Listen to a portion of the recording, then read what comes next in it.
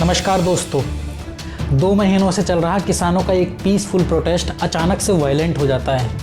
26 जनवरी यानी कि Republic day के दिन एक भीड़ रेड फोर्ट के अंदर घुसती है और अपना झंडा लगा देती है। कैसे पॉसिबल हो सकता है ये? कौन है इसके पीछे रेस्पॉन्सिबल? आइए गहराई से समझने की कोशिश करते हैं इस वीडियो में। जैसा कि आप सभी जानते हैं कि पिछले कई हफ्तों से किसान प्रोटेस्ट करने लग रहे हैं फार्मर्स बिल को लेकर। वो लगातार सरकार से बातचीत में लगे हुए हैं। 11 से ज़्यादा राउंड ऑफ टॉक्स हो चुके हैं, लेकिन कोई भी कंक्लूजन नहीं निकलता है। रिपब्लिक डे के ओकेज़न पर किसानों ने सरकार को बताया कि वो दिल्ली में एक ट्रैक्टर परेड करना चाहते हैं अपने प्रोटेस्ट को जताने के लिए। बहुत सी कोशिशें की गई इस परेड को रोकने के लिए, यहाँ तक कि सुप्रीम कोर्ट में एक प्ली फाइल की गई कि इस परेड को रोक दिया जाए, लेकिन सुप्रीम कोर्ट ने इंटरफेयर करने से मना कर दिया। इवेंचुअली सरकार को और दिल्ली पुलिस को एग्री होना पड़ा और उन्होंने परमिशन दे दी कि ठीक है, आप परेड कर सकते हैं, लेकिन प्री डिफाइंड रूट पर ही आप परेड कर सकेंगे। और 3 रूट डिसाइड किए गए परेड करने के लिए। और आप इस मैप में देख सकते हो कि दिल्ली पुलिस के द्वारा 3 रूट जो डिसाइड किए गए थे, सिंधु, गाजीपुर और टीकरी बॉर्डर, कि किसान यहाँ से अपनी ट्रैक्टर मार्च निकाल सकेंगे। लेकिन एक्चुअल में 26 जनवरी को क्या हुआ वो आप सभी जानते हैं कि कुछ किसान अपने ट्रैक्टर्स लेकर जो प्री डिफाइंड रूट था उससे अलग हो गए और उन्होंने पुलिस के बैरिकेड तोड़ने की कोशिश की दिल्ली में घुसने के लिए। और पुलिस ने उनको रोकने के लिए उन पर टीयर गैस छोड़ी, उनके ऊपर लाठीचार्ज किया और वायलेंस देखने को मिला दोनों तरफ से। लेकिन गोदी मीडिया ने आपको सिर्फ एक ही तरफ का वायलेंस ज़्यादा दिखाया होगा कि देखिए कैसे किसान पुलिस वालों को मारने लग रहे हैं। लेकिन आपको ऐसी वीडियो भी देखने को मिल जाएंगी जिनमें पुलिस वाले किसानों के ऊपर लाठियां बरसा रहे हैं, किसानों के ट्रैक्टर्स के ऊपर लाठियां बरसा रहे हैं।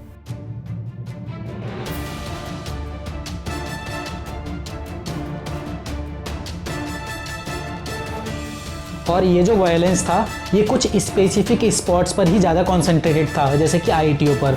और ऐसा नहीं था कि सारे किसान इस वायलेंस में इन्वॉल्व थे। 90% किसान फिर भी अपनी पीसफुल रैली निकाल रहे थे प्री डिफाइंड रूट्स पर जो उनके लिए डिसाइड किए गए थे। और ऐसे भी वीडियो आपको देखने को मिल जाएंगे जिनमें रास्ते पर खड़े लोग उनके ऊपर फूल बरसा रहे हैं, जिनमें से किसी एक को भी गोदी मीडिया ने कवर नहीं किया।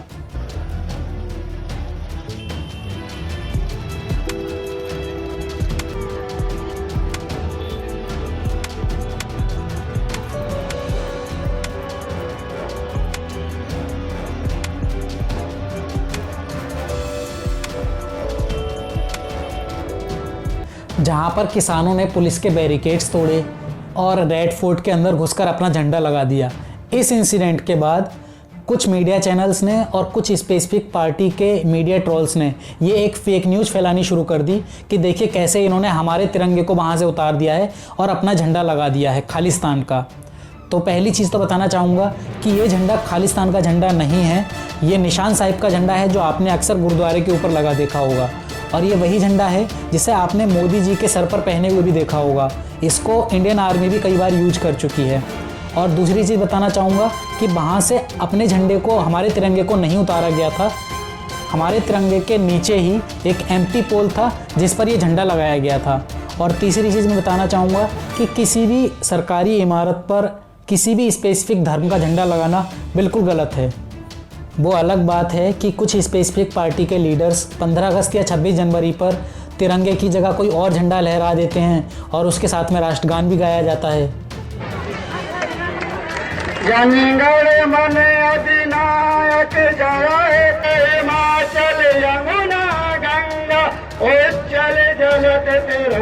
किसी भी धर्म का या कोई भी दूसरा झंडा सरकारी इमारत या फिर रेड फोर्ट जैसी जगह पर लगाया जाना बिल्कुल गलत है। ये काम जिसने भी किया है उसको पनिश किया जाना चाहिए। लेकिन क्वेश्चन ये उठता है कि ये काम किसने किया है। तो एक पर्सन ऐसे हैं जो इसमें खुद की रेस्पॉन्सिबिलिटी क्लेम करते हैं कि उन्होंने ये काम किया है और क्यों किया।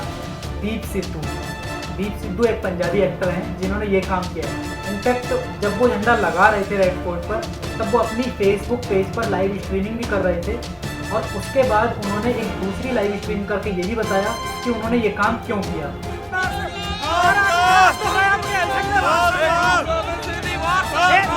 एक सिंबॉलिकली अपना रोष, अपना प्रोटेस्ट, अपना विरोध दर्ज करवाने के लिए जो नए कृषि कानून बने हैं उसको दर्ज करवाने के लिए हमने वहाँ निशान साहब भी लगाया, हमने किसान झंडा भी हमारा लगाया।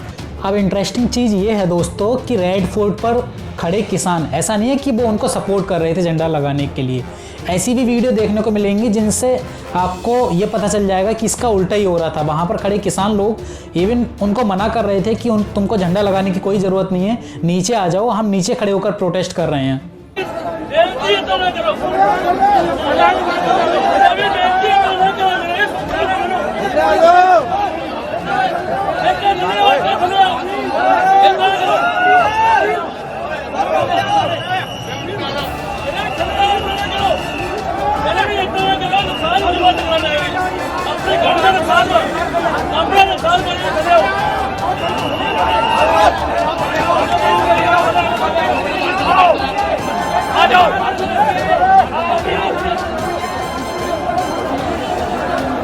और दूसरी इंटरेस्टिंग चीज़ ये है दोस्तों कि दीप सिद्धू वही इंसान है जिन्होंने 2019 में सनी देओल के लिए इलेक्शन कैंपेनिंग की थी। इनफैक्ट उनके कई सारे फोटो मौजूद हैं जो नरेंद्र मोदी के साथ में और अमित शाह के साथ में हैं।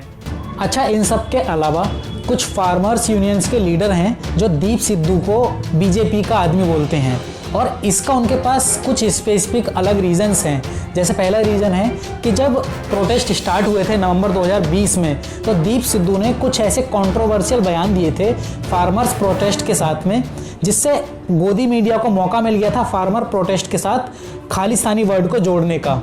और दूसरा रीज़न उन्होंने ये दिया है कि किसान यूनियन के जो लीडर्स हैं उनकी राय से हटकर ही दीप सिद्धू ने अपनी राय रखी है कई बार। इसी वजह से 26 जनवरी से पहले, मतलब दिसंबर 2020 में ही बहुत से किसान यूनियन ने दीप सिद्धू को बैन कर दिया था कि आप किसानों को स्पीच नहीं दोगे क्योंकि आप भड़काऊ स्पीच देते हो। उनको मना कर दिया था कि आप ऐसे खुलेआम स्पीच नहीं दे सकते हो, किसानों को आप लीडिंग नहीं कर सकते हो। और जब दीप सिद्धू रेड फोर्ट से वापस आ गए, एक जगह पर बैठकर लाइव स्ट्रीमिंग कर रहे थे, उस दौरान कुछ किसानों ने उनको घेर लिया और उनसे पूछा कि भाई तुमने ये क्या किया, ये क्यों कर दिया, तुमने ऐसा काम कर दिया जो हमारे पूरे मूवमेंट को बदनाम करके रख देगा। तो दीप सिद्धू के पास कोई जवाब नहीं था और वो वहाँ से भाग खड़े हुए।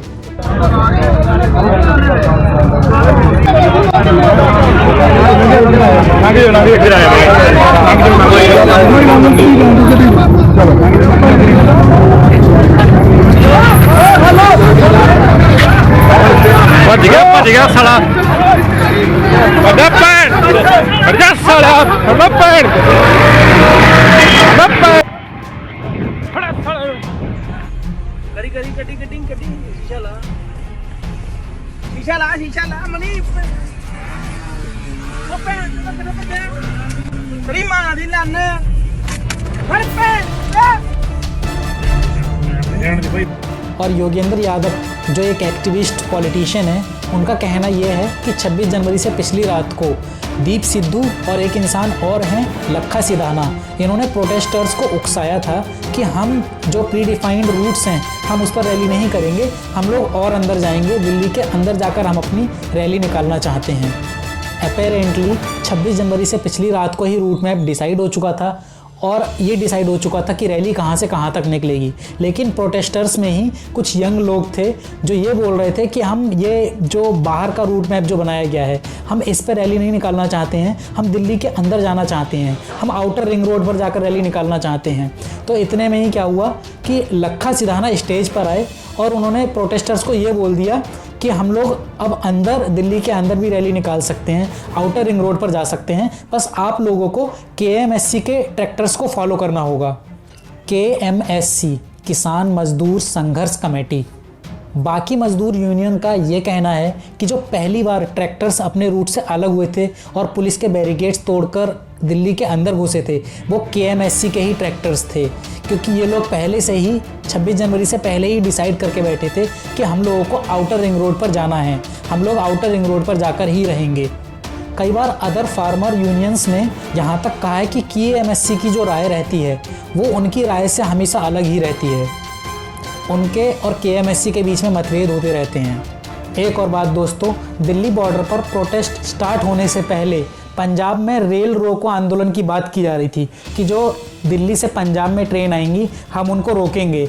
तो ये जो आइडिया था ये भी KMSC का ही था, जिसको बाद में कई अदर किसान यूनियन ने मना कर दिया था कि नहीं, हमको ये काम नहीं करना है, हमको सिर्फ पीसफुल प्रोटेस्ट करना है। दोस्तों अब मैं आपको बता दूं कि ये जो किसान प्रोटेस्ट हो रहे हैं इसका जो मेन फ्रंट है वो SKM है, संयुक्त किसान मोर्चा। संयुक्त किसान मोर्चा खुद में 40 से ज़्यादा फार्मर यूनियंस का एक ग्रुप है। संयुक्त किसान मोर्चा ने खुद ब्लेम किया है KMSC और दीप सिद्धू को। उन्होंने ये बोला है कि KMSC के ही ट्रैक्टर थे जो सबसे पहले रूट चेंज करके अलग रूट पर गए थे, उनको फॉलो करते हुए दूसरे किसान चले गए थे, जिसके बाद ये इंसिडेंट हुआ। और इस सब के होने पर KMSC के जो लीडर हैं उनसे जब पूछा गया तो उनका कहना ये होता है कि हमारे लोग तो पीसफुल प्रोटेस्ट कर रहे थे, लेकिन कुछ एंटी सोशल एलिमेंट्स आ गए थे हम लोगों के बीच में, जिन्होंने इस इंसिडेंट को अंजाम दिया। और अब आते हैं पुलिस के रोल पर।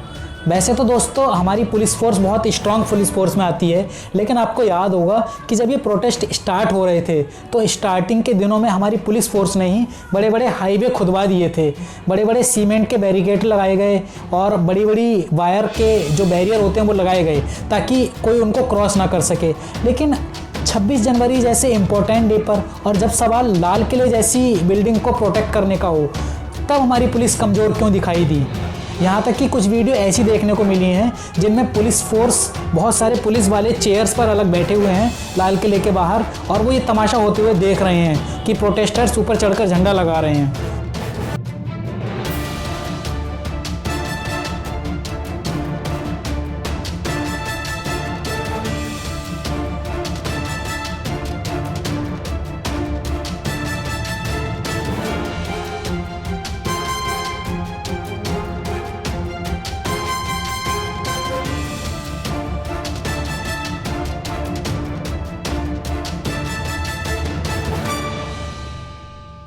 और जब न्यूज़ चैनल वालों ने ग्राउंड रिपोर्ट के लिए जो रेड फोर्ट के अंदर लोग थे उनसे जब पूछा कि आप अंदर क्यों आए हैं, तो उन्होंने खुद बोला कि हमें पुलिस ने ही अंदर आने दिया है, पुलिस ने हमारे लिए गेट खुले रखे थे, उसके बाद ही सारे प्रोटेस्टर्स अंदर आए हैं। और पहले हम लोग को ऊपर जाने की इजाज़त दिया, बाद में लोगों ने लाठीचार्ज कर दिया। तो दोस्तों सबसे बड़ा सवाल ये उठता है कि क्या हमारी पुलिस फोर्स ने ही प्रोटेस्टर्स को रेड फोर्ट के अंदर जाने दिया और ये काम करने दिया। और दूसरा सवाल कि जहाँ पर हमारी पुलिस फोर्स ने प्रोटेस्टर्स को रोकने के लिए टीयर गैस का यूज किया, लाठीचार्ज की, जहाँ पर कुछ ऐसे खड़े हुए लोग थे उन पर भी लाठीचार्ज की गई, वहाँ पर रेड फोर्ट जैसी जगह पर दीप सिद्धू और उनके सपोर्टर्स पहुंचकर झंडा लगा देते हैं, चुपचाप उतर कर और बाइक पर बैठकर चली भी जाते हैं, उनको खरोंच तक नहीं आती, वहाँ पर पुलिस बिल्कुल नाकाम रहती है। तो दोस्तों फाइनली SKM संयुक्त किसान मोर्चा ने ये दावा किया है कि ये जो रेड फोर्ट वाला 26 जनवरी वाला जो इंसिडेंट है ये सरकार की ही एक साजिश थी, जिससे सरकार ये साबित कर सके कि देखो ये जो प्रोटेस्ट करने लग रहे हैं ये लोग, ये किसान लोग नहीं हैं, ये गुंडे हैं, ये खालिस्तानी हैं, और सरकार इस प्रोटेस्ट को दबा सके, मीडिया को एज एन अपॉर्चुनिटी यूज़ करके इन प्रोटेस्ट को ख़त्म कर सके।